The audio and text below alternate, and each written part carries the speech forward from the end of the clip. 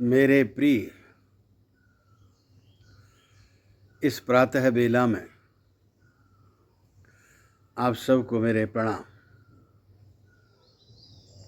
प्रिय मित्रों,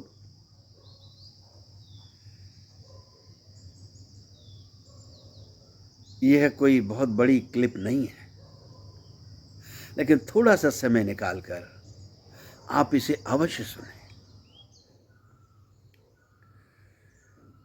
इस जगत में और मनुष्य जाति में और मनुष्य जाति के अंतर्गत भी हर जाति में, हर समाज में, हर धर्म में और हर परिवार में, चाहे वो किसी भी धरती पर वास क्यों न करता हो, किसी भी देश में क्यों न वास करता हो, इस धरती पर कहीं भी रहने वाला क्यों न हो, हर कोई अपनी धारणाओं, अपनी मान्यताओं, अपनी भावनाओं, अपनी सोच,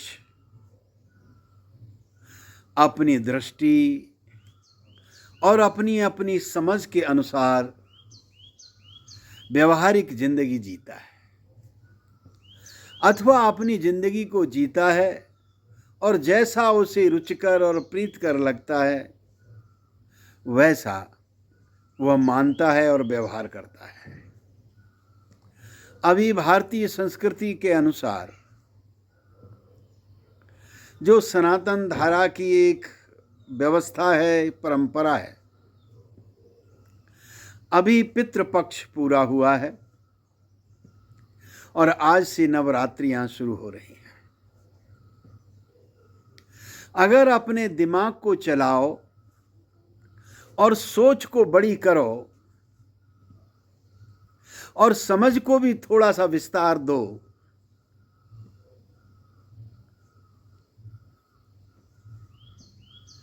तो बहुत सारी बातें ऐसी खड़ी होती हैं मानव जगत में कि जो चला गया उसके लिए पितृपक्ष में श्राद्ध के नाम पर कुछ मनाना, उन्हें भोग लगाना, ये कोई बहुत बड़ी समझदारी नहीं है। एक तरफ लोगों की ये धारणा, मान्यता और समझ भी है, और दूसरी तरफ अगर गौर से देखें तो जो जिंदगी हम पारिवारिक सामाजिक रूप से जीते हैं, रिश्तों में, संबंधों में जीते हैं, उन्हें हम किसी न किसी तरीके से उनके प्रति अनुग्रहित होते हैं, थैंक्सफुल होते हैं, धन्यता से भरते हैं। मेरे देखे निश्चित रूप से अगर कुछ सामग्रियां बनाकर पितृपक्ष में श्राद्ध के नाम पर अगर हम अपने जाने वाले माता, पिता, बहन, भाई इत्यादि को कुछ अर्पण करते हैं, उन तक पहुंचे या न पहुंचे, लेकिन एक बात बड़ी जरूरी है, बड़ी साफ है इसमें, वो यह कि जो भी हमें जीवन मिला है जीने के लिए, केवल शरीर और श्वास और प्राण पर्याप्त नहीं होता, वही पर्याप्त नहीं है। इस शरीर में श्वास, प्राण, इस रक्त मांस हड्डी के शरीर को चलाने के लिए हमें कुछ संबंधों की, सहारों की, अपनों की जरूरत होती है। उसमें हमारे माँ बाप भी बनते हैं और भी हमारे बनते हैं, और वह अपने बच्चों के लिए बहुत कुछ करते हैं। ये जगत दो ही से तो जुड़ा है, माँ बाप और बच्चे, माता पिता और बच्चे। तुम भी अपने बच्चों के लिए कुछ करते हो, हमारे लिए भी हमारे माँ बाप कुछ करते हैं। हमें जीना वो सिखाते हैं, बोलना हमें वो सिखाते हैं, बोलते हम अपने आप हैं, लेकिन किसको क्या कैसे बोलना है वो सब हमें शब्द देते हैं, वो हमें वाणी देते हैं। वाणी तो हमारे पास आई है, लेकिन वो वाणी तभी प्रस्फुटित होती है जब बाहर से हमें कुछ मिलता है। आप ठीक इसे ऐसे समझ लें, एक ढोल है, एक नगाड़ा है, एक ढोलक है, निश्चित रूप से उसमें साउंड है, पर जब तक उस पर चोट आप नहीं करेंगे उसमें से कोई साउंड नहीं निकलने वाली। हम अपने पास वो सारी क्षमताएं लेकर आते हैं, पर वो क्षमताएं हमारे बड़े होने पर हम उन्हें उपयोग में लाते हैं, लेकिन वो क्षमताओं को क्षमतावान बनाने के लिए हमें वो हमारे अपने ही सामर्थ्य देते हैं। बस मेरे देखे एक यही है कि जिन्होंने, जो हमारे बड़े रहे हैं, जिन्होंने हमको संवारा है, सजाया है, जीवन की राहें दी हैं, हम उनके प्रति इस नाम से थैंक्सफुल होते हैं, धन्यता से भरते हैं। मेरे देखिए यही है श्राद्ध पक्ष का मतलब। और इसलिए हर धर्मों में, हर समाज में, हर जाति में कुछ न कुछ ऐसी व्यवस्थाएं बनाई गई हैं कि आदमी किसी न किसी बहाने से, किसी न किसी तरह से अपने बड़ों को याद करे, प्रणाम करे, उन्हें धन्यवाद दे, और इसके नाम पर किसी न किसी तरह से और परम सत्ता को भी स्मरण में ले आए, याद ले आए कि यही सब कुछ नहीं है, इसके पार भी कुछ और है। आखिरकार उस उच्च कक्षा तक जाने के लिए हमें नर्सरी में तो आना होगा ना, हमें नर्सरी का तो एक पाठ पढ़ना होगा ना। फिर नर्सरी की तरफ कौन जाके देखता है जब आप उच्च शिक्षा पा लेते हैं? फिर तो अपने रोजगार में, धंधे में, पेट यापन करने में, जीवन यापन करने में लग जाते हैं।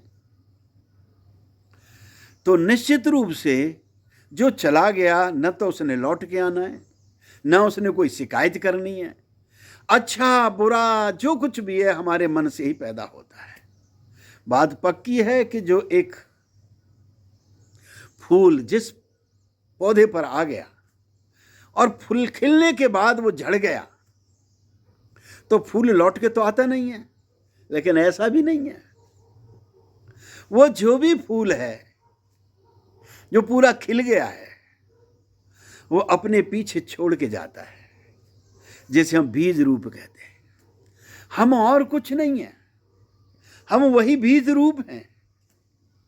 फिर हम पल्लवित होते हैं, फिर हम वही धारा छोड़कर जाते हैं। सनातनता का यही तो एक मतलब है, और क्या है सनातन धारा का, कि हर वक्त नित्य नूतनता सी बनी रहती है, तरोताजा बनी रहती है, एक जैसा बना रहता है। इसीलिए तो सनातन धर्म को जोर दिया है। सनातनता का मतलब कोई हिंदू, मुसलमान, सिख, ईसाई ऐसा कुछ नहीं है। हर कोई सनातन है, चाहे वो किसी भी मजहब में क्यों नहीं रह रहा है, वो हर कोई सनातन का प्रतिपालन करता है, सनातनता का।